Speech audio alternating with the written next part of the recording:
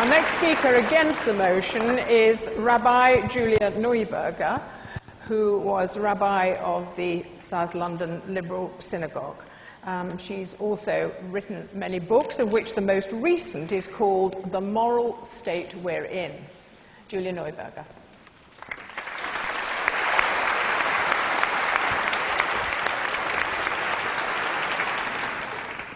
Well, ladies and gentlemen, I'm delighted to be here, and thank you all very much for coming. And I'm rather wondering what connection Roger Scruton is going to find with Methodist Central Hall after Nigel Spivey, as I, as a child, as a member of the West London Synagogue, used to come to overflow services for the High Holy Days here.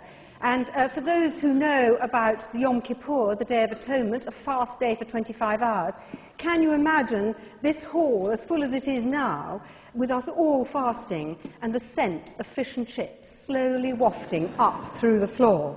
So I have strong memories of my father conducting the services as a lay reader and being here. But perhaps that's not quite the meat of tonight's motion. I'm about as liberal a rabbi as you can be, without falling off the edge. Nevertheless, I'm profoundly opposed to this motion. First, let's look at how religion is described. The perception of religion that we've heard is simply one I largely don't recognise. It doesn't seem to recognise or understand the role of religion in many societies where the question of belief takes second place to how you mark your life events, how you're celebrated at birth and at maturation, how you mark marriage, childbirth, old age and death, how we mourn, how we betroth and how we divorce. Had you asked the members of my old congregation, where I was rabbi for 12 years in South London, whether they believed in a personal God, and if so, what the nature of that God was, they'd have looked completely astounded at you. Many of them weren't believers, as it appears the opposition here, or perhaps I should say the proposition, understands it. They simply didn't feel like that. They weren't certain. For them, the idea that you would have creationism taught in schools would be simply appalling. Unlike people who are confirmed atheists, however, they had doubt. They had uncertainty. At some point in their lives, they had a sense of the other, of a different, superior presence within and beyond them, and on other days, their doubts were stronger. But they behaved as if they held a stronger belief. They prayed, sometimes with true humility and piety, and sometimes out of habit, by rote, a bit like Nigel's Psalm 23, which is very comforting in times of trouble. They lived their lives according to the seasons of the religious festivals, celebrating Passover with its message of liberation from slavery, each year recognizing its moral message, but more or less certain as to whether it was divine intervention that caused the liberation at all.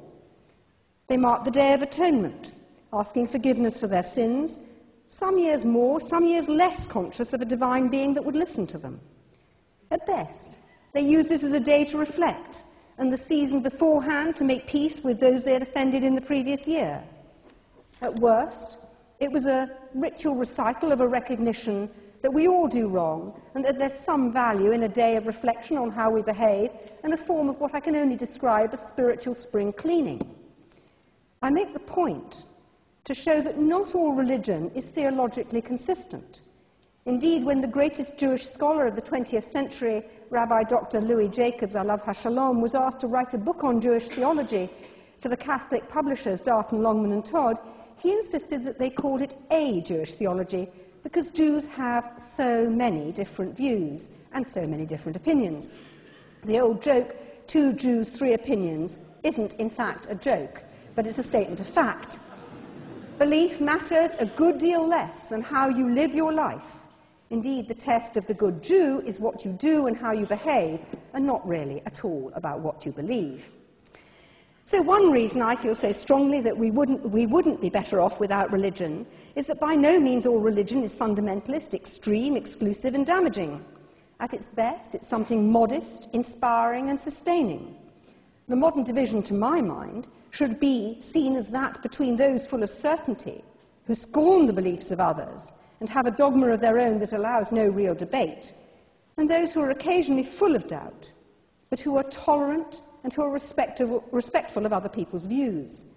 That division is by no means between the religious and the secular. The Crusades, Islamic, Jewish and Christian fundamentalism, fascism and communism are all the results of total certainty. For me, the moderates, religious or not, are the ones who need to unite, and those moderates within the religious world have much to give, to teach, and yes, also to learn. I've lived and worked within modern, non-orthodox, Enlightenment-influenced religious communities most of my adult life. Communities for whom the idea that revelation is a once and forever event is complete anathema, but for whom the idea that we are put into this world with a purpose, however dimly we may perceive it, is a given. With all the passionate rationalism that convinced atheists bring to bear, they miss the experiential, what motivates so many people to do good. It is that sense that we are here for a purpose to make the world a better place that has led so many to social reform that wouldn't otherwise have taken place. It was, for instance... Christopher, we'll have the questions later, Christopher. You'll get your turn. You'll get your turn. It was, for instance, religious sensibility that brought us hospice and palliative care. You may or may not share the convictions of those who developed it, but you could hardly deny that in terms of modern health care, the relief of pain of people who are dying has been one of the great advances, one that many really good scientists, desperate to find cures, simply didn't consider.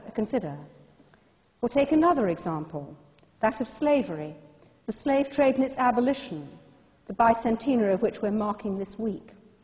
Plenty of religious people were involved in the slave trade, and plenty of pretty irreligious people too. But it was the strong religious sensibilities of Wilberforce and his colleagues, largely but not wholly Quaker and nonconformist Christians, that brought an end to the slave trade in Britain. Not soon enough, not humanly aware enough, but as a result of religious thinking from the Puritan tradition on, often profoundly influenced by that Old Testament God that so many people so deride. But they preached, they persuaded, they campaigned, they demonstrated, and they finally got the change through. Or take a more recent example, the Make Poverty History campaign, which had a mixture of people of all ages, races, religions, communities present in Edinburgh nearly 2 years ago, and that has certainly influenced British politicians to give more aid. On those platforms, speaking to crowds of whom many were motivated by their religious feelings, there were imams and cardinals, rock singers and politicians, people of faith and none, gathered together inspired by a cause. The voices of the Hebrew prophets were powerful in the words of the speakers, religious or not, and Isaiah struck a chord amongst people opposed to religious force and form, but passionate about doing the right thing. I'm running out of time, but I want to make one last point, and that's about humility and the religious experience of living ordinary, faithful lives. Working as a communal rabbi, I saw ordinary people trying to live good lives who wanted and want to do the best they can in an imperfect world, to even up inequalities where they could, and to, if you like, try and campaign for social justice. They recognized an obligation to give 10% of their income away to charity each year. Some of them cared for profoundly disabled people, either at home as carers or professionally, giving service because of their sense of purpose. Anything but arrogant. They were bound together by a sense of duty to family, community, and the wider world. They were and are profoundly good people looking for honest ways to live honest, decent lives. In my view, if we didn't have religion, would be even more selfish, self-indulgent, certain and cruel, more than we already are. Religious people can without doubt be all those things, but they can at best change the world because they believe in moral purpose, experience a sense of inspiration above and beyond themselves, as many of us do, and inspired by their belief to act. Thank you.